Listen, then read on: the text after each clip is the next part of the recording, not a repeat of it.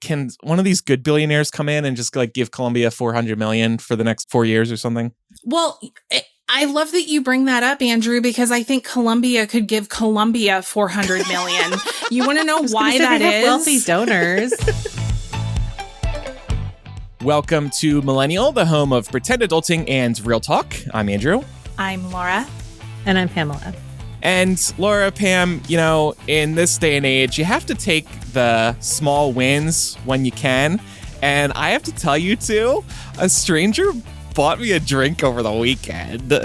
Oh, what? We need details. At a concert. Yeah. Why did they think you were hot? Or well, that's the thing. I can't get too excited. But I thought this was an interesting strategy, and I wanted to run it by you two if you've seen this strategy before. So we went to see All American Rejects over the weekend. Oh, fun! Very good millennial band, right? Mm-hmm. Totally. And like halfway through the show, I go to grab a drink at the bar with my friend, and we're at the front of the line, and I'm ordering 2 beers for us, and you know. It's a concert in Vegas on the weekend. These freaking beers are like $20 a piece, right?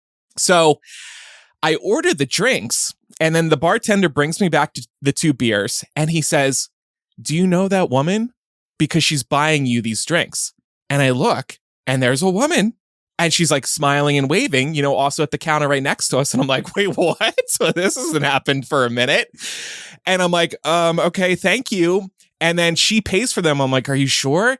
And the bartender walks away to go ring up the bill. And she's like, yeah, I bought you the drinks so I could jump the line and act like I knew you. So it's like, oh, that's okay. So funny. So you spent $40 on us to jump the line of like 3 people so you could get your drink faster. Interesting.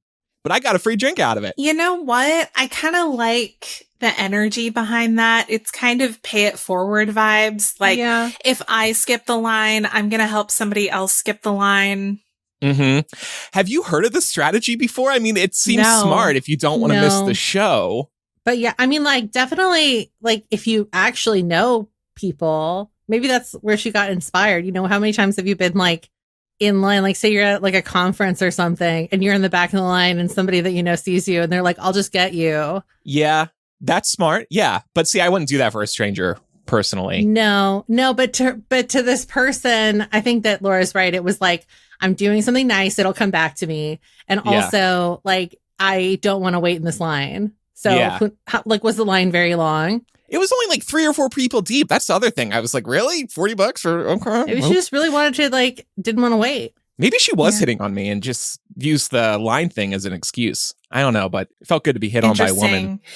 Kiana did point out in the Discord, in this economy, that's wild. Right? That is very true. I can't say that is a strategy that I would gravitate towards right now.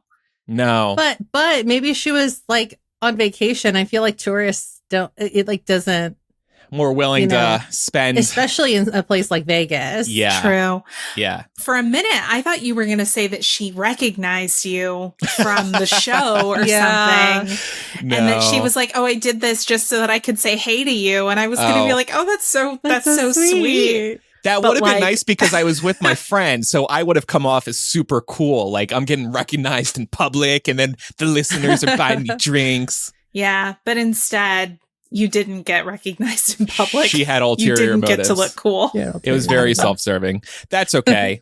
Like I said, I saved $40, so that's a win for me. But anyway, coming up in After Dark this week, we're going to follow up on last week's discussion with relationship coach Kim Polander and reveal our attachment styles according to a therapist-approved quiz that we took today before the show. And we'll discuss why we think we ended up with these attachment styles, which, in other words, I'm saying we're going to reveal who hurt us and how we came to be these types of people. Andrew's like, we're putting our parents on blast today. It is going to be a parent-focused After Dark, and that's why it's going to be in After Dark. So, grab the tissue boxes. Available on Patreon this week. Patreon.com/millennial. Well, Laura, speaking of tears, So, I mean, I'm not crying yet. I'm actually laughing, but it's more like nervous laughter. I think that's really where I am mentally.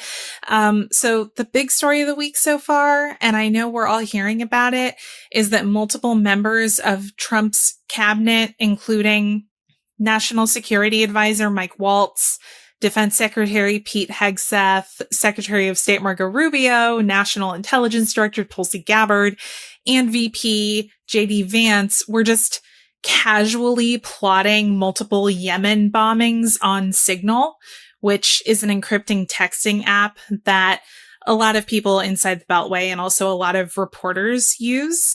The twist to this is that Mike Waltz, who again is the National Security Advisor, seemingly invited Atlantic reporter Jeffrey Goldberg to the chat accidentally.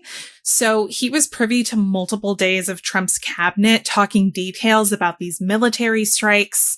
And hours before the March 15th strikes in Yemen, Hegseth, who again, very important to point this out, is the Secretary of Defense, shared full mission details in the chat mere hours before the strikes happened. He gave the full deets, targets, weapons, timing, you name it. And what I love about this whole story is over the course of these few days, people kept getting added to the point where there were 18 Trump officials in this chat openly talking about the plans to bomb an adversary, and no one was paying attention to the growing list of attendees. Wow. Like, nobody saw that number going up and was like, ooh, maybe we should keep this small. Disconcerting. Yeah. I mean, like, this is like when your grandparents don't know how to use like any tech, right? Like that's basically what's happening here. Yeah.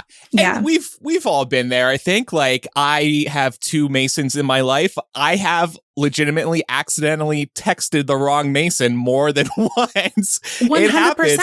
But when something is so important and sensitive like this, there is no room for error. And yes, to your other point, Laura, as a group chat expands, you might want to double check who is in there before you start saying things that you shouldn't. Shit, I feel like I've been in big group chats that were way less consequential. It was like back when I worked at the Apple store and a bunch of us would get added to the same group chat, but every now and then you would kind of check the list to make sure everyone who was in there was cool. You know what I mean? Yeah. And like what we were talking about did not matter. Yeah. So the fact that me as a 25-year-old was being more conscious of this kind of thing than, you know, top administration officials is, I mean, it feels kind of on brand, to be honest. Well, that's exactly what I was going to say. This is the pattern we have seen through both Trump administrations. These people are incompetent, immature. In the case of Hegseth, he has had a drinking problem in the past, which he was asked about repeatedly during when he was facing the Senate to be approved. Trump does not pick the actual best people for these jobs. Certainly not in this administration. Maybe he was picking better people last time and those people left because they couldn't stand Trump. This time, it's just who has kissed the ring best? You're hired. I don't care if you're actually qualified. Yeah, that's really where we are. And something else interesting that comes out of this, Goldberg did share a number of the texts verbatim in his Atlantic article, but he specifically did not share the very detailed day of plan that Hegseth laid out in the chat, because understandably, that would be seen as a major security breach, potentially endangering thousands of American soldiers who may be stationed nearby where these things are happening, or maybe carrying out these strikes. Essentially, the whole point here is that we have top officials in this country who didn't notice that someone got into their group chat where they were talking war strategy. And how easy would it have been for a spy to end up there, especially since we know Signal just got hacked by Russia. Yeah. And by the way, Hegseth and the rest of the Trump administration is denying this report, but this Atlantic report is really damning. There is no reason not to believe Goldberg. But that's the Trump strategy always, right? Deny, deny, deny. It doesn't matter how damning it is. Deny, deny, deny, and wait for it to blow over. Any other thoughts here before we move on? Just one comment on group chats in general. I am begging Apple to stop notifying me every time somebody likes, hearts, whatever, somebody else's text in a group chat. I do not fucking care that Laura laughed at Pam's message in a group chat. It gets insane. Instagram does it right. It doesn't notify you when other people are liking other people's messages. Why does iMessage do that? That's my only complaint. Thank you. Please and thank you. Andrew's angry corner. I don't know what other time I'm going to bring that up other than now. And it bothers me all the time. So you have to slot it in where it fits on the editorial calendar. Group chat, here we go. There you go. Well, escalating reports of vandalism at Tesla dealerships and charging stations across the U.S. has prompted the FBI to create a task force to target the perpetrators. So Kash Patel, who is the leader of the FBI, hasn't given too many details about the method that this task force will approach, but it's really clear that the administration thinks that this is some Soros-funded campaign or something paying protesters to show up at these dealerships and potentially cause a lot of damage, because we've seen that happening too. Lots of Teslas on fire. To be honest, I feel like these efforts are about as well organized as Elon's efforts are to chainsaw the federal government and all our benefits. Way to insult the libs, Laura. That's the thing. I don't think it's just the libs. Oh. Because it's not just the libs being affected right now. People are already starting to feel the economic consequences of much of the federal gutting that is happening here. So I did want to ask y'all, what is your perspective on that? Is it possible that this is coordinated domestic terrorism? Or I kind of feel like it's a bunch of people who are all pissed off about the same thing. I don't know that it's necessarily coordinated, but I welcome, anyone who thinks differently. I think that people are being inspired by others and then carrying out similar attacks of their own. I don't think it's coordinated either. No, it kind of feels like the same as, Trump insisting that all protesters are paid protesters. Mm-hmm. It reeks of that. Yeah. Right. Except January 6th. Right. That one was okay. I have a friend here who got a Tesla within the last year. And in light of the Elon of it all right now, he has now not one, but two magnets on the back of his car telling people behind him on the road that he bought his car before Elon went crazy. I don't really want to put one of those on my car myself because I don't want to put a target on my back. But I see a lot of those popping up now, and I do really like that. It's kind of crazy though. I mean, like at this point, I assume that most people got them when the tax incentive went in to play. Which are still there. Yeah. But like that, I think that's why there's so many on the road. It's not like before that, they were few and far between. Now it's a little bit more affordable. So, well, and I know this isn't cool to say, but they are great cars. I think they're the best EV on the market. I've talked about this before, so I'm not going to talk about it again. Yeah. But they do deserve the credit in terms of the quality of the vehicles. Ignore these stupid headlines about the cars falling apart and all this crap. It's not true. They are great cars. I'm very happy with mine. It is embarrassing right now to drive one a little bit. I will also say, before Elon came into the Trump White House, the Teslas were the enemies of the right. So we were running the risk of being vandalized then. Now they're the enemies of the left. So we're still running the risk of being vandalized. I guess I would rather have my car vandalized by a Democrat than a Republican. I'd be like, hey, man, I understand what you're feeling. So at least there'd be that. But it's like, we're still under threat. I need to buy a Rivian, but they're way too expensive, so I won't. Yeah. I mean, I agree with you, Andrew. I think I'll talk shit on Cybertrucks all day because they're hideous, and also they genuinely are pieces of shit. I agree with that. Yeah. I do hate the Cybertrucks. But Teslas, no, I think they're great cars. And if Elon Musk had actually had anything to do with making them, I would still think they were great cars because they are. But the fact of the matter is, he's a trust fund baby who just buys his way into already successful companies making good products. So I don't think that we have to say that Teslas are shitty in order to hate Elon Musk. It's not a mutually exclusive idea. Like, we can love one and hate the other. It's fine. Yeah. Well, as per usual, the administration is being shitty as expected around immigration and has continued driving ICE raids that in several cases are resulting in the detention of citizens and other legal residents who've done nothing wrong.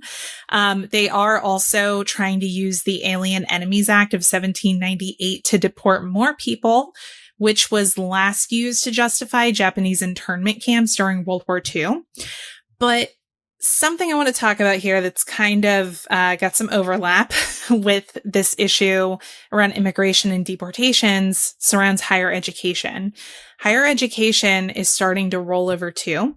Last week, Columbia University capitulated to the Trump administration's power grab and gave the administration everything they wanted and then some in order to get $400 million in federal funding unfrozen. They had frozen this funding related to the pro-Palestine protests that have been happening on the university's campus over the course of the last year. Obviously, Columbia is not the only university that has had these protests, but it is one of the ones that got the most attention in the news. I don't know if y'all remember when that was going on, but it definitely felt like any time the topic of campus protests around Israel and Gaza came up, Columbia was basically the face of how those protests were happening. Well, and you went to Columbia, right, Laura? I did. So how are you feeling about this? I'm not happy. I'm not happy. And I'll tell you why. So some of the changes that the White House was looking for were things like requiring stricter rules around campus protests, greater rights for campus security to apprehend agitators and remove them, something they didn't have before. Columbia also responded by expanding their campus security force and giving them these expanded rights as well. They also demanded that Columbia reform its admissions processes for new students, and doing what can only be described as an audit, although I feel like audit is not a strong enough word here, but an audit of its Middle East Studies program. I think if we found someone who had been under a rock for these past 10 years and shown them this list, some of these demands might look reasonable. But when you look at how the administration is currently interpreting the law, these demands read much more sinister.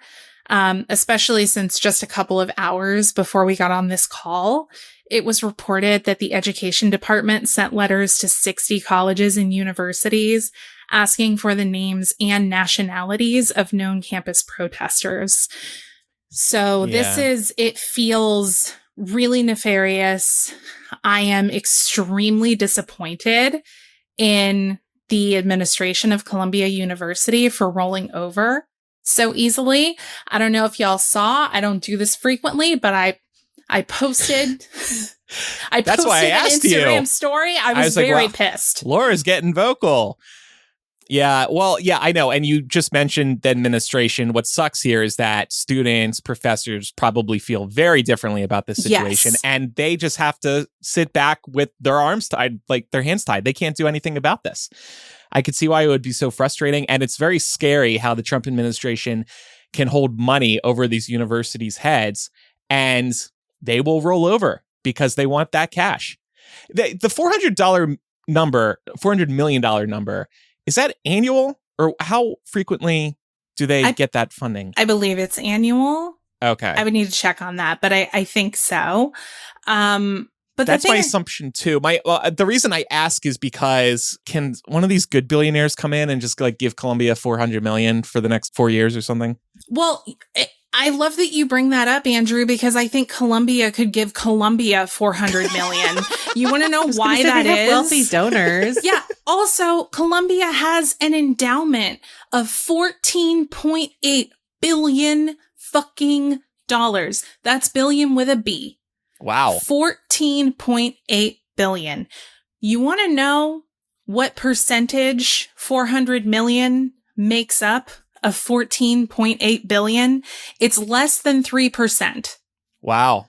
Are you serious? So my feeling is, because Colombia put all of this out saying that, they were doing this to remain aligned with the school's mission.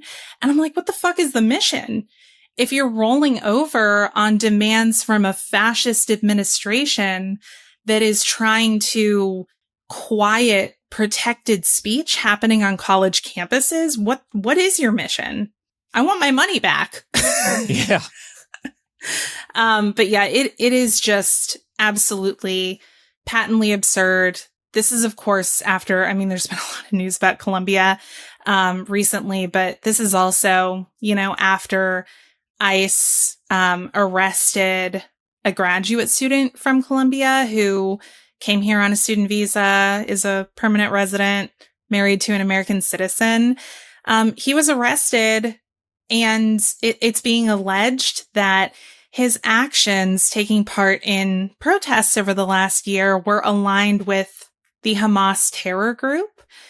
And there is absolutely no evidence of that at this point. But also, it's another example of how there are a lot of efforts, I think, to try and correlate the two. Like, if you're pro-Palestinian people and you don't want them being blown all to hell, then that means that you're pro-Hamas. And that doesn't make sense because Hamas doesn't give a shit about the Palestinian people, clearly. So this is just, I think, another way of the administration being able to identify some easy scapegoats, international students who are here on visas, who maybe took part in some of these protests on college campuses, and saying, hey, if you were protesting for pro-Palestine causes, you're obviously pro-Hamas, and we're taking away your visa, we're taking away your green card. That's what's at stake here. As a matter of fact, the president of Columbia University recently emailed international students at Columbia right now and essentially told them, we can't protect you. You're on your own. So thanks for enrolling. Keep that in mind. Like, it's just going to have so many effects in terms of, like, we're going to see a brain drain in this country, I think, because the smartest people in this country are probably going to want to go somewhere else. And the smartest people around the world probably aren't going to want to come here anymore if we're pulling this shit. So it's very disappointing across the board. I am a very disappointed alumni. I think that they could have been a leader amongst universities, and I think that they could have thrown their weight around to fight this. But I know there's one fight that you're not going to give in on, Andrew, and it's the fight for using ChatGPT to make your life easier, right? Yeah. Laura, are you mad about this or something? Yeah. Okay. Is that not Laura's clear? Rage of the week. That's why you were wearing red. Laura, I think you need a massage, a deep tissue massage. No, that was all great. And Pam and I would happily jump in, but I think you said it all. So that's what's happening now for the first 100 days. And we're going to take a quick break. When we come back, we're going to talk about how our listeners are using ChatGPT in their day-to-day lives and if they should be in the first place. So we'll be right back.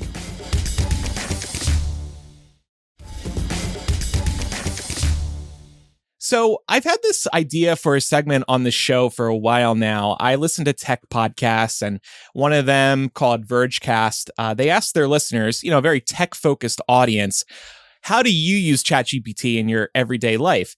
But I thought it would be interesting to ask our listeners who aren't total nerds like those who listen to Vergecast. Like, how are the everyday normies using ChatGPT? But before we get to responses from our Patreon supporters, we did want to bring up one element of ChatGPT and generative AI on a whole that is concerning. And I'm going to read this email from Rachel because she voiced her concerns and wanted to make sure we were sharing these concerns with listeners because we haven't before. Rachel said, "Hey, y'all, I love the show and have grown up with y'all, so I want to emphasize this feedback is coming from a place of love and admiration." That means she's going to give us some criticism, but doesn't want to piss us off. "I was listening to the most recent episode, and it has reminded me of my increasing concern over the uncritical endorsement of AI services. ChatGPT uses crazy amounts of water. I've seen it takes 3 bottles to produce 100 words. Given the severity of things like the California wildfires and climate change as a whole, I have been surprised that, as I recall, this has never been addressed on Millennial. In addition to the environmental implications of these services, I think the ethics of them should be addressed too. The language model has been trained on writing that's stolen from the original authors. All ChatGPT does is predict the next word in a sentence, so it frequently makes things up. I know you all are critical thinkers and would check things, but I do think that sort of thing should be emphasized when talking about it. I'm not trying to say there are no use cases for ChatGPT, but I do think we should do more to make sure people understand what it is they're doing when they use these things. Again, love you all, and I hope I'm not coming across as mean or unfair." We appreciate the feedback, Rachel. Yeah, and not at all, actually. I think you raised several really good points here. Definitely ChatGPT and any kind of AI like this should be viewed as a tool. So it's not meant to replace everything that you do. And doing it that way, you're probably going to end up not doing things very well. Or potentially showing that you don't understand the things that you're trying to do by using it to do everything for you. So I totally agree. And I hear you on the environmental impact. There is part of me that feels at a loss for what to do about that because of how prevalent these tools are at this point. And I do feel a sense sometimes of like I want to get my bag. Yeah. You know what I mean? So, but it's tough. And I think Rachel raises a really good point here that it is a question of ethics. So here's my feeling, and Pam, I think you have some thoughts here too. AI has left the station. It is here to stay. Places like ChatGPT, Claude, etc. are here to stay. There is no putting this genie back in the bottle. And so my feeling is that either you're going to get on the train or you're going to be missing out. And we'll talk about this in a minute, but you can't avoid AI at this point. There's no avoiding it. Yeah, I mean, when we were talking about this during the meeting, the train analogy is like it's like the pinnacle of like when you're trying to describe globalization to somebody. Like a lot of times in those classes, my professors would use this like train analogy and why it's so hard for like countries to keep up with globalization if they don't choose to get on at the station when the train is already moving forward, and the train's only going to get faster. So, like to Andrew's analogy, that's really what it feels like for any kind of AI, specifically with regards to especially I think if you're in a media or a media adjacent industry like we are, or like you use technology in any way in your job. So it's one of those things where it's like, well, you should at least know how to use this, and you should at least know how it could potentially be a benefit to you in your career. And the only way you can really figure out how to do that is if you play around with it. And that's not necessarily to say that you shouldn't recognize the flaws, and you shouldn't also like be doing your own work as part of trying to figure out how to streamline this into your daily tasks. But the reality is that at a certain point, most likely, any of us could go into a job interview and they might ask us how do we effectively use AI as part of, our work resources. And I think the other thing too is that these are exactly the concerns that should be driving better regulation of AI. And it's not going to happen now because of the people who are in charge. If things had gone differently in November, I think we'd be looking at a world where there were significant efforts going into regulating AI. Like, what if for any kind of chat completion bot, it's required that at the end of your chat, you're shown some kind of graphic or some kind of text illustrating how many gallons of water were used in order for you to have this interaction.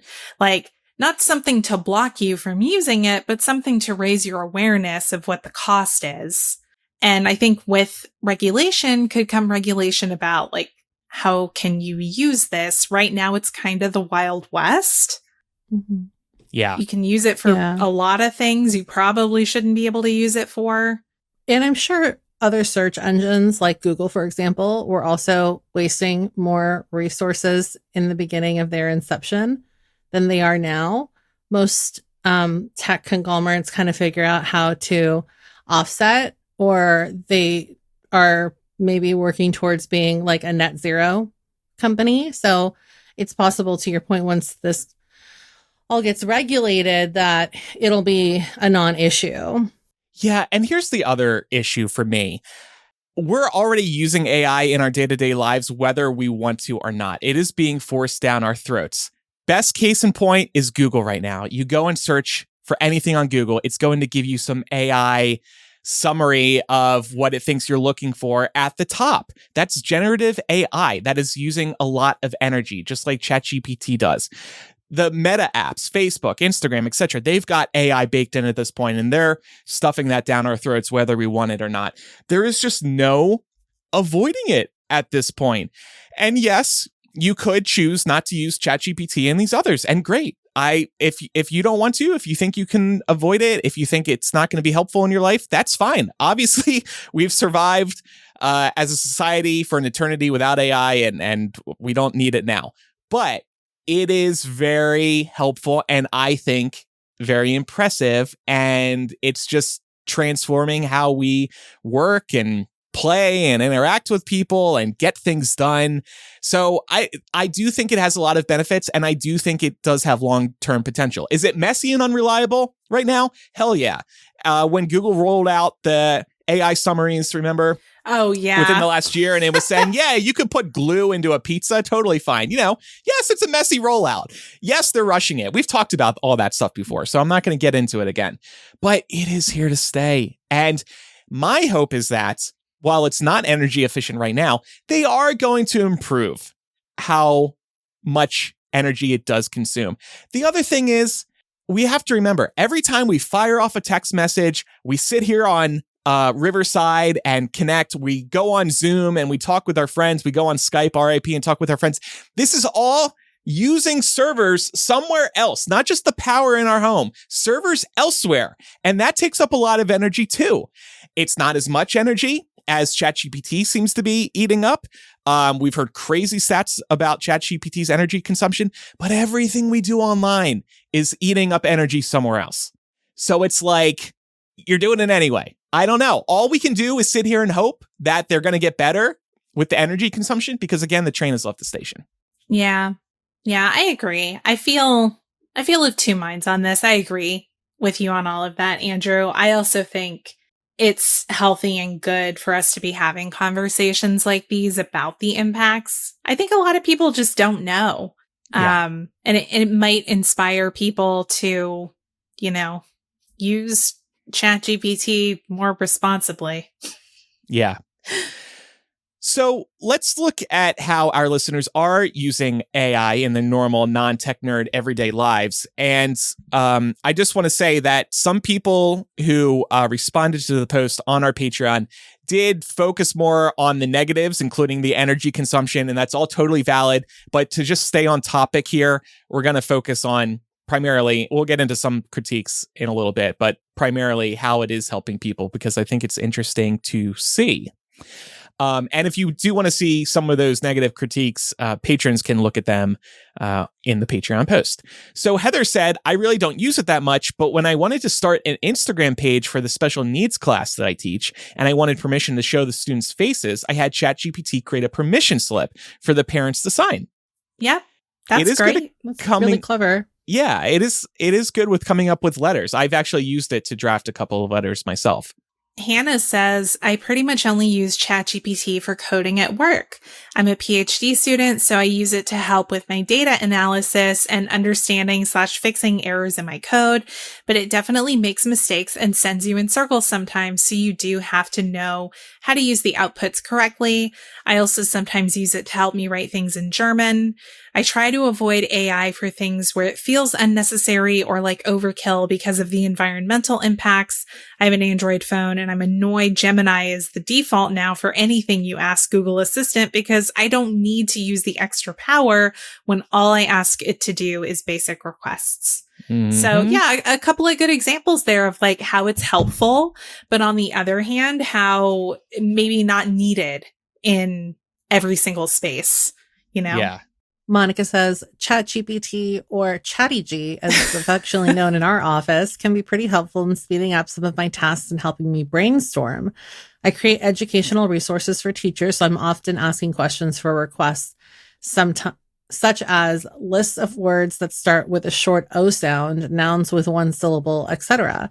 It also helps me to modify descriptions of my resources to include SEO-rich keywords for Pinterest, TPT, etc. I love writing, but the SEO stuff can be such a drain, so I like that it can speed up that process for me. Personally, I use it when I'm lacking inspiration for dinner recipes and need to use certain ingredients. Example, I have 2 carrots, a potato, broccoli, and beans. Can you give me a Mexican-inspired recipe using these ingredients? The recipes I've cooked so far have been pretty on the mark. That's fun. Mm-hmm. Yeah, that's I really love cool. that. You should try to pitch it a bunch of ingredients that you know will not work together and see what it does. We'll just like give up and be like, no, I can't mix. Like peanut butter and anchovies or something. Yeah, or milk and broccoli and I don't know, bread. Or Elmer's glue and pizza crust. And I think ChatGPT cheese. would be smart enough to be like, yeah, no, you can't put glue in something, you idiot. I'm not Google. Kimberly said, I've been using ChatGPT for a few years now. It's a back and forth editing process. I'll either give it a first draft or have it write a first draft, and then we go back and forth with edits. It helped edit my resume and write my cover letter that landed me my current job. That's pretty cool. I also ask it for help with human resource type questions. I have 15 staff members that I oversee, so it's been very helpful for all sorts of things, including drafting a performance improvement plan and for drafting a letter of recommendation. Jemima says, I'm a writer and do a bit of copywriting for brands, usually blog posts to boost their SEO, website FAQ pages, etc. I use ChatGPT for almost every project. I never copy and paste directly from what it spits out, but I take the info that it gives me and rewrite it in my style. I do have to fact check everything, but it saves me so much time. Sometimes I feel a little guilty for using the tool, but honestly, I'm not paid very much, so I don't feel bad cutting corners where I have to. If I still deliver quality work to the client, does it really matter how I got there? I fully agree with you, Jemima. Amen. Yeah. Amen. Well, get it, girl.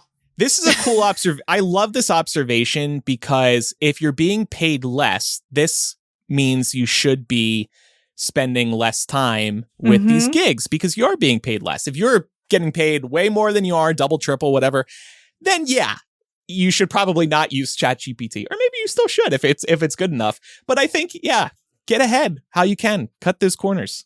Destiny says, I just used AI to help me write a book I just self-published. I have been using it to create digital content to sell on Etsy and been using it to help create blog content. Wow. Molly said, I've used it to create songs for students. I am an elementary special education coach, and my job is to support school staff in meeting the needs of students with disabilities. Learning through songs can be an engaging and successful strategy for many students. Often there is a song already out there, but when I can't find something, I'll prompt ChatGPT to create a song for blank grade students about blank to the tune of blank. It usually takes a bit of back and forth to get it right, but it has been a successful use of AI for me. Also, when applying for my current job a couple of years ago, I copy and pasted the job description into ChatGPT and had it come up with mock interview questions for me. The questions were pretty spot on, so I would definitely recommend this. That's really clever. Such a clutch recommendation, Molly. It's the key, girl. You could also probably then feed it your resume and have it help you come up with thoughtful answers if you're stuck on a question. Yeah. Yeah, exactly. And the point again, and I think this comes across in what Molly's talking about here, but it's not to verbatim take everything that it gives you. It's to give yourself a good jumping off point. I can't tell you how many times I've saved myself, honestly, a couple of hours of work of needing to set up and do all the research when I could just kind of type a general prompt of what I'm looking for into ChatGPT and it can give me a good starting point. It eliminates so much time. Yeah. So yeah. And with the warning that sometimes it's not always going to be accurate and you do need to fact check what you receive from ChatGPT. There was a time where I asked ChatGPT what moments from the Harry Potter book, the first Harry Potter book, were not in the movie. And the last item in the list of moments that were in the book but not in the movie was Hagrid giving Harry the family photo album. I was like, wait a second, that is in the movie. It's at the end of the movie. And I said to ChatGPT, item number 9 that you have in your list is in the movie. And then it replies, you're absolutely right. That's true. And then it gives me a description of it in the movie. But if I'm absolutely right, how did you not know this to begin with? So it has weird quirks like that sometimes. Yeah, I've noticed the same thing where I'll correct it and it'll be like, oh my gosh, thank you so much for letting me know. You're a genius. You should be an AI bot. I would also recommend everybody to get in the habit of asking whatever AI bot they use what their knowledge cutoff is, because that'll give you a really good barometer for what you can count on it for and what you can't. That's a really, really good idea as well. And why don't we jump ahead to this one I'm highlighting right now, Pam, because it actually ties in the citing sources, and then Laura can pick up. So this is from Matt, who says, ever since ChatGPT started citing sources, it's mostly replaced Google for random questions. I like being able to ask things in plain language and feel confident in the answers with the option to double check through sources if needed. I've also been using Suno? I assume Suno. Suno. I think so too. An app that generates songs from prompts. It's surprisingly effective, though I worry about its impact on artists, particularly demo artists. I've been using it to turn my poetry into songs. I would have been unlikely to do anything with my poetry without this, or even finish most of the poem snippets I had.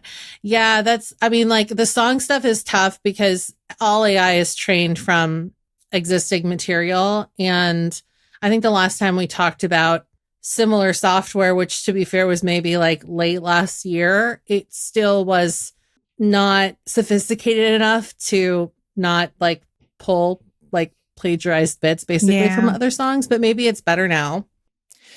Yeah, and I like that Matt mentioned citing sources. I have noticed now when you do ask for information, it'll include links, which is great, not just to double check your work, but also for the publishers who ChatGPT is sourcing from. And I mean, really, we've said on the show before, Wikipedia actually is a good source because their information is very well sourced and you can easily access the original sources that it's citing. So now ChatGPT is basically the new Wikipedia to me. And it is so difficult navigating websites today to try and find information that you're looking for. You're dealing with auto-playing ads, video ads. The page rocks back and forth when ads load in and load out. We all know browsing the web is a mess these days. And with ChatGPT, or the Google AI summary, you're avoiding all that shit. You just got to be mindful to double check the information. Yeah. Erin has an interesting use case. They say, I've used it to proofread professional emails and other bits of writing that I send to people. I've also used it to make sure my tone comes across the way I want it to as well.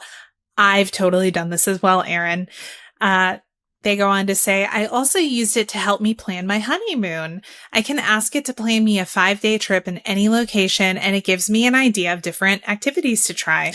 Of course, I always add a please and thank you so I'm safe when AI rises up and takes over the world. Thank you for mentioning this, because I find it really hard to not like take away the niceties, you know, because I'm like, I'm talking to an AI, but Right. then I'm still like, can you please? And then I'll say do that thank too. you. Yeah. Yeah. Aw, you Which two is are so so funny because respectful. I was trying to teach my grandparents how to use Siri. And I was explaining to them, like, you don't have to say, like, they speak Spanish, so it sounds even funnier in Spanish, but they were like, Siri, can you please tell me how to do blah, blah, blah? Okay, thank you. Bye. It's like you need to cut off the beginning and the end. I feel odd enough just saying, can you tell me XYZ? I'm addressing it as you, like it's a human, or I'm texting Laura or Pam a request. It's bizarre. Do you guys ever do that thing where it's like, it's almost like you're talking to a group? So it's like, let's come up with like you and the Hey, team team. are working together. Hey, coworker. And I'll get something, and it's usually like I get the first pass of whatever it is I've asked it to do.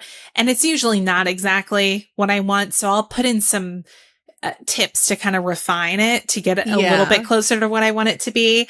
And I'll literally be like, oh, that's great, but can we also do XYZ? Yeah, it's like, actually, can we do this? Or, okay, now let's try it this way. It's like gentle prodding. Yeah. ChatGPT has also made me so damn lazy. Like, it can be so helpful that now I can't even be bothered to type the question. I'm like, why do I even have to type this? I want it tied to my brain, so I just think it. Too far. Oh no, Andrew, really, that's like a Black Mirror episode. I don't know if you want that. But I legit have this feeling though, where I'm like, oh, why do I have to type out this question? It's like really spoiled me. That's how they get you. Isn't it enough that our phones are already listening? I have assigned the action button on my iPhone to automatically start dictation with ChatGPT. So that's made it easier to just throw questions at it without the burden of typing my message out.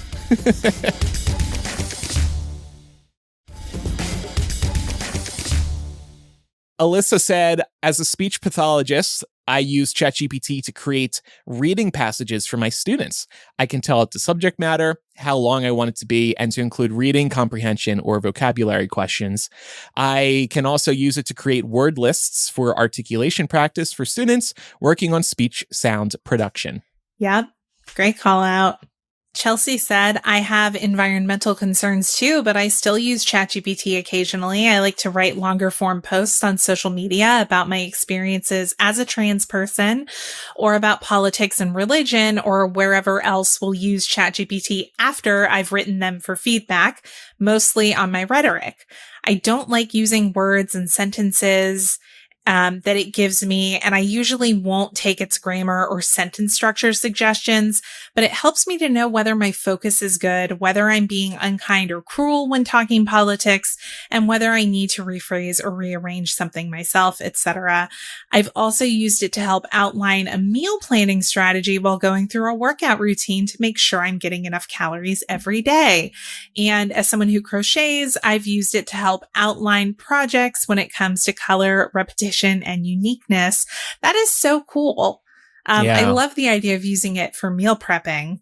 Because honestly, there are services that will happily take your money to meal prep for you. So I actually did that at the beginning of the year when I wanted to revamp my like my gym goals and stuff like that, because trainers are expensive, but you can ask ChatGPT, and you can also tell it like, I'm like lactose intolerant, or like when the eggs were more scarce in my areas, like, please don't include eggs in the breakfast prep. And then they'll be like, okay, here's some stuff without that. Yeah. And what's also great about this, and as we discuss this, I'm like, oh God, the people who are like, what about the energy, are like rolling their eyes, tuning out. But what's also cool about ChatGPT is you can tell it, I don't know if you have to do this, but I have just for peace of mind.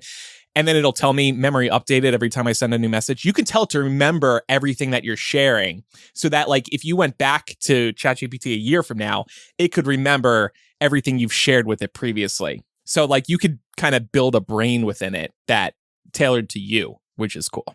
Christina says, I'm currently in nursing school and I use it to come up with practice questions for my exams. It's pretty good at mimicking the standardized format of the NCLEX nursing board exam, and it saves me money on practice quizzes, which are normally behind a paywall. And final submission here from our friend Dr. Sarah Steelman. This isn't what you asked, but just to contribute to the conversation, if you want some anti-AI content, I am horrified by the use of ChatGPT and AI. I have a lot of therapy clients that tell me they use ChatGPT to help construct messages that could be vulnerable or confrontational. This worries me because it feels like it contributes to a larger problem of people getting worse with interacting with their communities and with social skills as we dig more and more into tech. I want people to engage more with each other, and I'm really worried about our future as a species if we don't. I feel like an old person yelling at a cloud, but it's how I feel. Haha.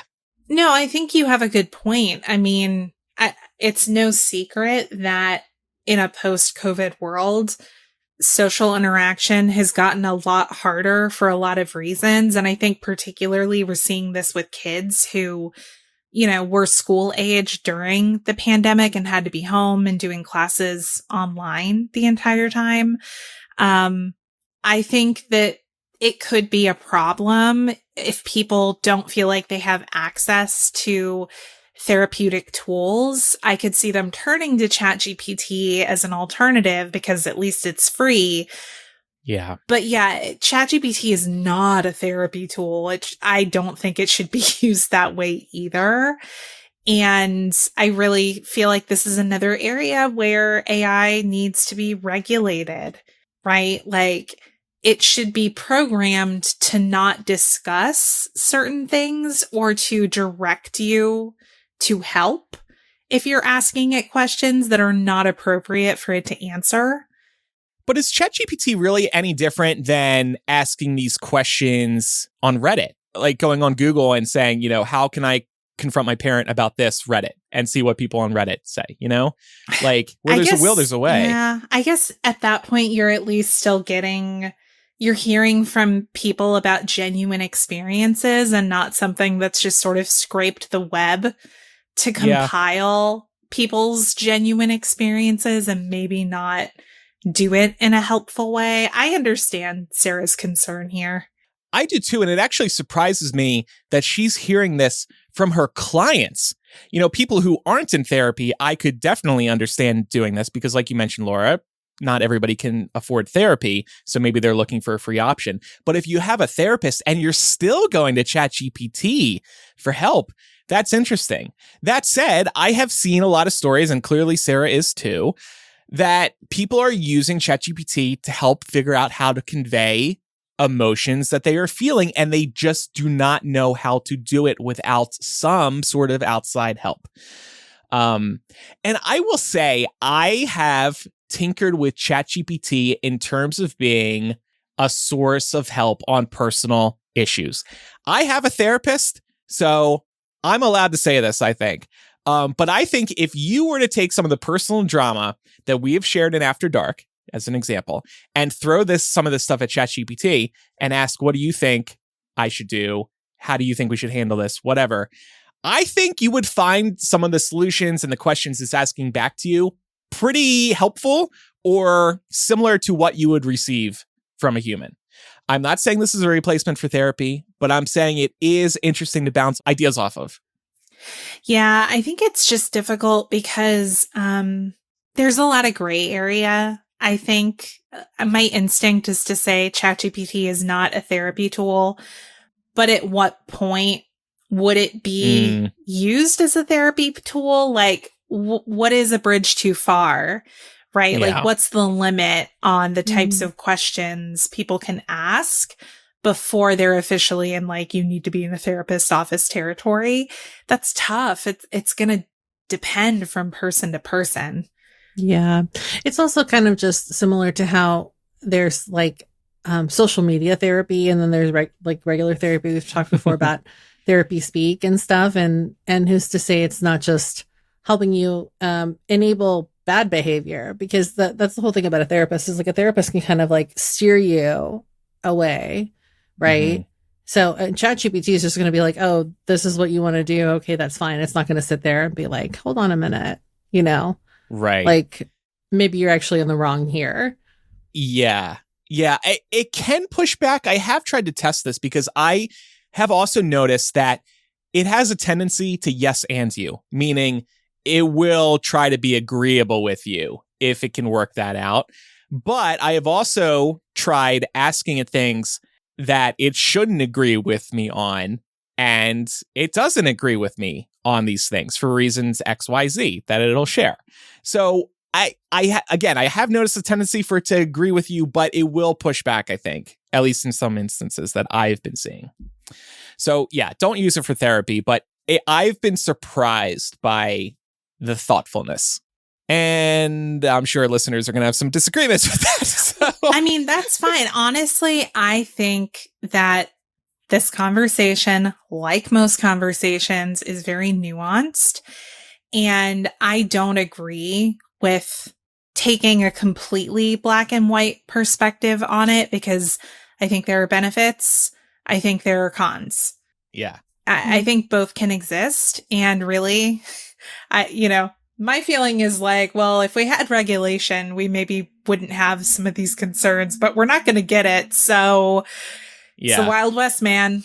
Yeah. And the reason I wanted to bring that up is because I do think people feel like they can turn nowhere else, and they keep hearing about ChatGPT and it being the future and all of that. And whether or not that's true, they do use it as a source for help. It is just what is happening. And again, this is a train that has left the station. Now, to publicly air a reason why consulting or relying on ChatGPT is a bad idea, I will tell the audience that I know somebody who relied a little too much on ChatGPT to try and salvage their relationship or fix an issue in their relationship. It was not a good look to be voicing that you were using ChatGPT to get some answers in your relationship. That's a bad look. Yeah. Remember that you are the final filter through which that information is flowing if you're going to share it. So the buck stops with you. And if you share some silly ass incorrect information with somebody, they are not gonna care that you got it from ChatGPT. The buck stops with you if you're the one sharing the information. So just keep that in mind. Yeah. So speaking of being responsible, I would like to admit that last week, Pat and I attended a trivia night. And it's one of these trivia nights that you submit answers on your phone. And I don't like these because it's so easy for people to cheat. I like a good old-fashioned pen and paper trivia night. But last week, we weren't doing well at the trivia night. And a question came up with a bunch of different movie stills, and we had to label each movie. And we got all of them except for one. We couldn't figure out the one. It just had us stumped. And by we, I mean Pat, because he knows movies way better than I do. And I decided, you know what? Fuck it. I'm taking a screenshot of this screenshot from a movie. I'm pasting it into ChatGPT, and I said, what fucking movie is this? And they figured it out. And we got it right. We didn't win the trivia night. I would never use, nobody's going to believe me, but I would never use ChatGPT to win a trivia night.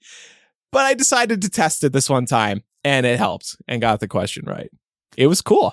Yeah. Just more of your confessions, more of your crimes. I know, right?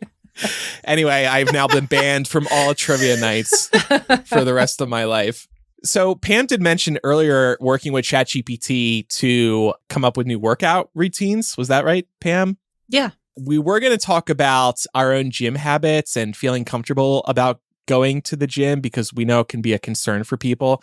We're out of time for this week, so we will get to that during next week's episode. I think we all have a lot to say about going to the gym and being comfortable, and why you shouldn't feel uncomfortable starting at a gym. So we'll talk about all of that next week. Before we get to recommendations, just wanted to give pals a couple of reminders. So become our favorite pal over at patreon.com/millennial. Once you support us, you'll be able to listen to our weekly gossip sessions known as After Dark, aka our podcasting safe space, where today we're going to be sharing everything that's wrong with us in our attachment styles. So get ready. Yeah.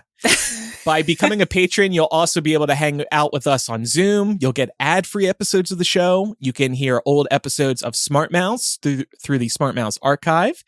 You can also listen to recordings of us calling each other each month, shooting the shit, and lots more. Patreon offers 7-day free trials and annual subscription discounts. If you're an Apple Podcast user, you can get just After Dark and ad-free episodes by tapping into the show and signing up for Mega Millennial. I wanted to recommend the Sunrise on the Reaping audiobook, which is narrated by Jefferson White. It's just really delightful to listen to, which sounds weird because it's a Hunger Games book and everybody knows that the Hunger Games is really intense and horrendous as a premise, but you just can't look away. Anyway, I've been hybrid reading the book and the audiobook. That's what I was doing last week to prep for some review coverage we're going to be doing on our other podcast, What the Hype. And so I picked up the audiobook just through the Hoopla app on that's offered at the library near me, and the narrator's great. So if you don't want to physically read this book, but you're interested in going along for the ride, maybe you don't want to be left out, I would highly recommend the audiobook. I have many thoughts on Sunrise on the Reaping. I did love it, but I will save those for the What the Hype episode that we are releasing later this week. Speaking of murder, I want to talk about my current favorite TV show, The Traitors. This is a whodunit reality TV competition series hosted by Alan Cumming, who acts the shit out of his role as host of The Traitors. This is one of those shows I was just hearing so much about over the last few years. I decided I had to try it. Binged season 1, then jumped to season 3 just because season 3 just finished airing and I wanted to decrease the chances of being spoiled online since people are probably still talking about it a little bit. Really fun show to watch. The cast primarily consists of well-known reality TV stars, and they really turned up the gay in season 3, which I had heard they had done. And then now that we're watching it ourselves, I'm like, wow, yeah, this season is pretty gay. So it's great. Definitely worth a watch. It's on Peacock, by the way. And I'm going to re-recommend Severance, because if you have not started this show now, I don't know what you're doing. Season 2 just wrapped, and the season 2 finale is art. So if you have not seen that, if you're not up to speed on Severance, I really encourage you to get there, because this finale episode had my jaw dropped. So I'm really excited to chat with y'all about it. So this is a not so subtle nudge. If you're not up to speed, get up to speed. Jaw dropped and ears rocked. Before we move into After Dark, time for a couple more reminders. Visit shop.millennialshow.com to pick up official Millennial swag. We have tons of it over there. And if you have picked anything up lately, we really appreciate you for doing that, because it's another way to support the show. Yeah. And post a photo of yourself wearing the swag on social media. We will reshare it if you don't mind. Yes. Also, follow the show in your favorite podcast app or on YouTube. And please do leave us a review. Leave us comments wherever you follow us, or email millennialshow@gmail.com. Millennialshow.com is where you'll find links to our various social platforms and notes on what we've discussed today. After Dark starts in a moment for patrons and Apple Podcast subscribers. Thanks, everybody, for listening. I'm Andrew. I'm Laura. And I'm Pamela. 3 outies currently. Bye. Bye.